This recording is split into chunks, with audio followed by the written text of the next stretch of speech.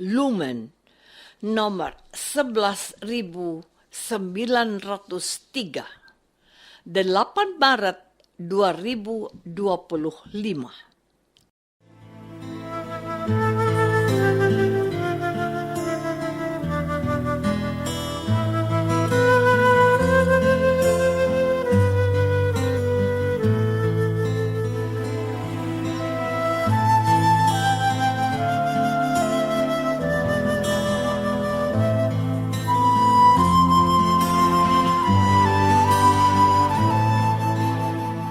Saudara pendengar di segenap penjuru tanah air, selamat bergabung dengan Lumen Indonesia. Lumen Indonesia, siap melayani Anda setiap hari. Saudara terkasih, marilah kita bersatu dalam Tuhan kita Yesus Kristus yang tidak berubah dahulu, sekarang, dan selama-lamanya. Allah Sang Maha Rahim mengasihi dan menerima sebagaimana adanya kita. Allah Bapa kita di surga senantiasa bersedia menolong, menghibur, dan meneguhkan kita dalam menghadapi segala permasalahan hidup sehari-hari.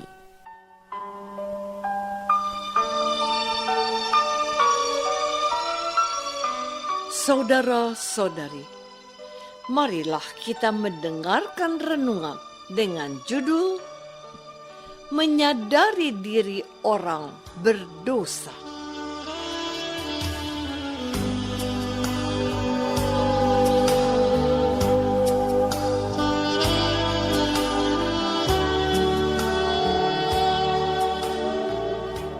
Yang berdasarkan pada Injil Lukas bab 5 ayat 31 dan 32. Lalu jawab Yesus kepada mereka, katanya, bukan orang sehat yang memerlukan tabib, tetapi orang sakit. Aku datang bukan untuk memanggil orang benar, tetapi orang berdosa, supaya mereka bertobat.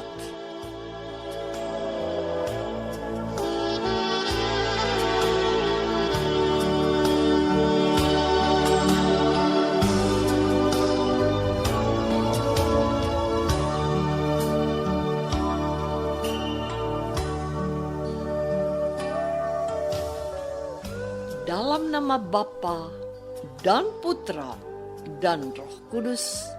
Amin. Saudara-saudari terkasih dalam nama Tuhan Yesus Kristus. Dalam Injil hari ini, Tuhan Yesus menegaskan tujuannya datang ke dunia, yakni untuk menyelamatkan umat manusia yang berdosa. Perkataan Tuhan Yesus ini sebenarnya merupakan sebuah sindiran yang halus untuk para ahli Taurat yang merasa dirinya tidak berdosa seperti yang tertulis dalam perikop hari ini. Dikisahkan bahwa ketika Yesus pergi keluar, Yesus melihat seorang pemungut cukai yang bernama Lewi sedang duduk di rumah cukai. Yesus berkata kepadanya, "Ikutlah aku." Maka berdirilah Lewi dan meninggalkan segala sesuatu, lalu mengikut Yesus. Dan Lewi mengadakan suatu perjamuan besar untuk Yesus di rumahnya. Dan sejumlah besar pemungut cukai dan orang-orang lain turut makan bersama-sama dengan Yesus. Orang-orang Farisi dan ahli-ahli Taurat bersungut-sungut kepada murid-murid Yesus. Katanya, "Mengapa kamu makan dan minum bersama-sama dengan pemungut cukai dan orang berdosa?" Lalu jawab Yesus kepada mereka, katanya, "Bukan orang sehat yang memerlukan tabib, tetapi orang sakit. Aku datang bukan untuk memanggil orang benar, tetapi orang berdosa, supaya mereka bertobat.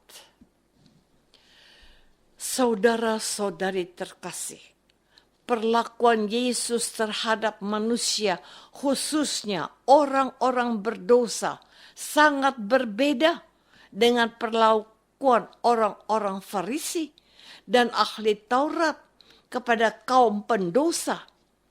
Yesus adalah anak Allah yang kudus dan suci.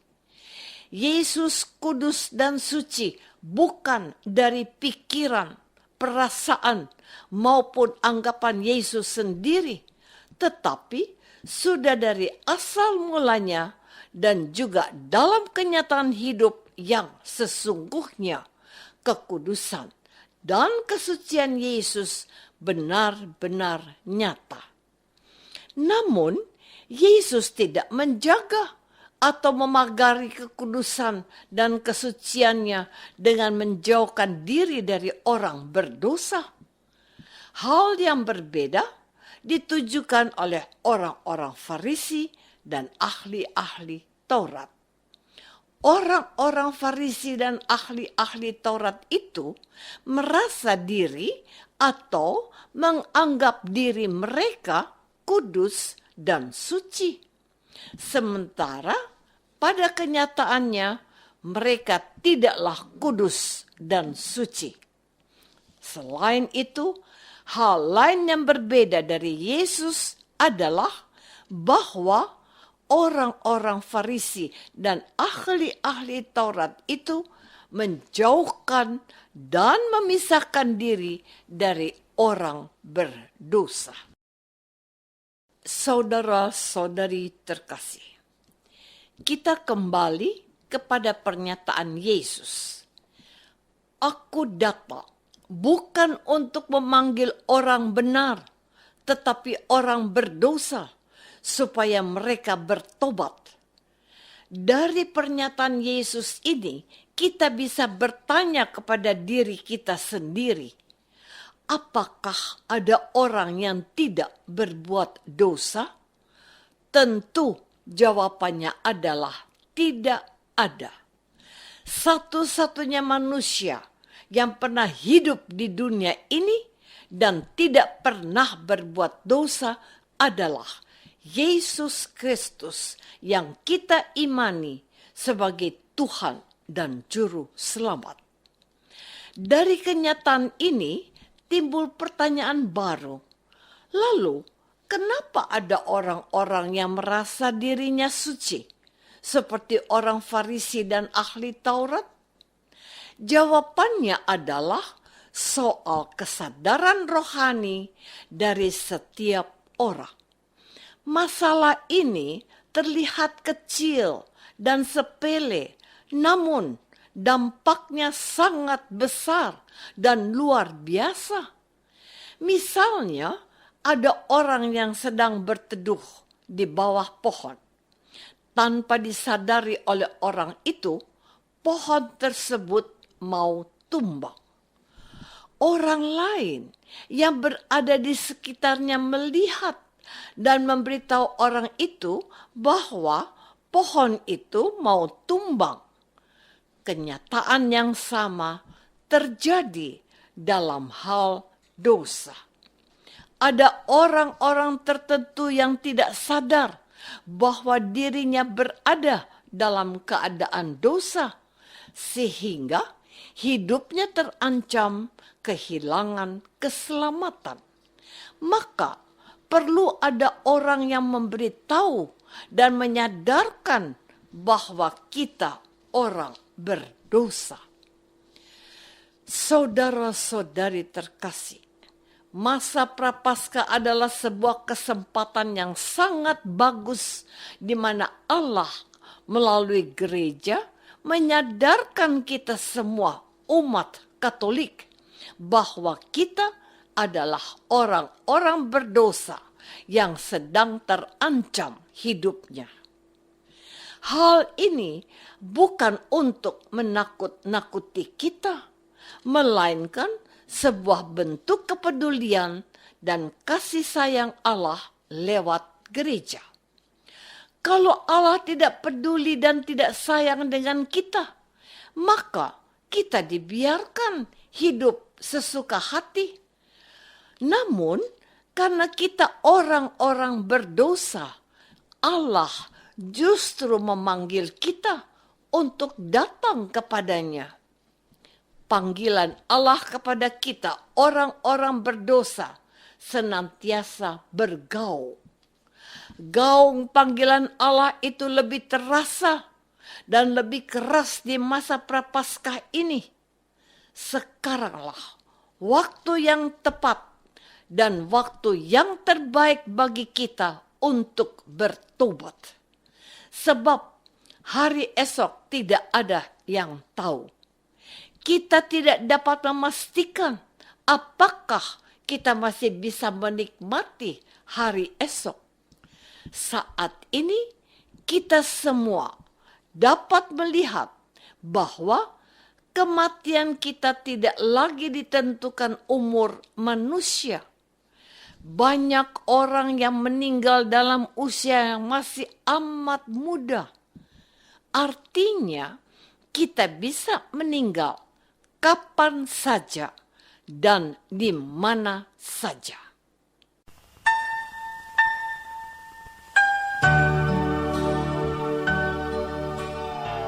Saudara terkasih, marilah kita masuk dalam saat hening sejenak untuk meresapkan renungan yang baru saja kita dengar bersama dalam kehidupan iman kita masing-masing.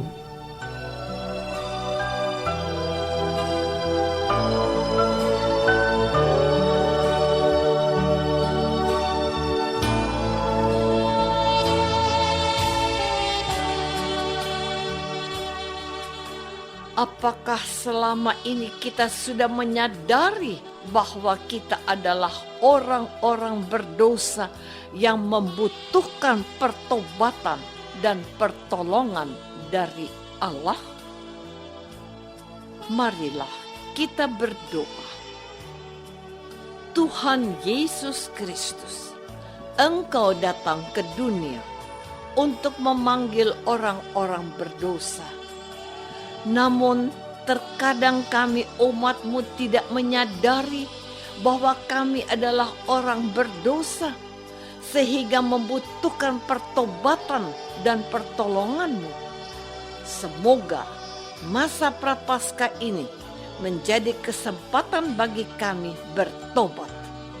Doa ini kami persembahkan dalam nama-Mu, Tuhan dan pengantara kami.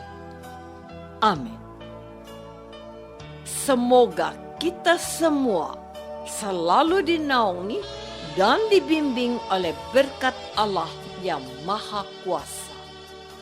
Dalam nama Bapa dan Putra dan Roh Kudus. Amin.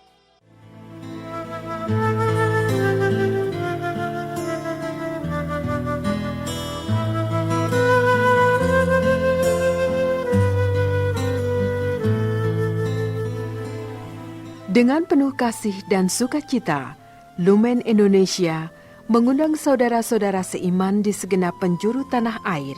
Sekiranya ada tanggapan ataupun saran, kirimkan surat Anda ke Lumen Indonesia. Terima kasih atas perhatian Anda. Sampai berjumpa lagi dengan Lumen Indonesia pada waktu dan gelombang yang sama esok hari.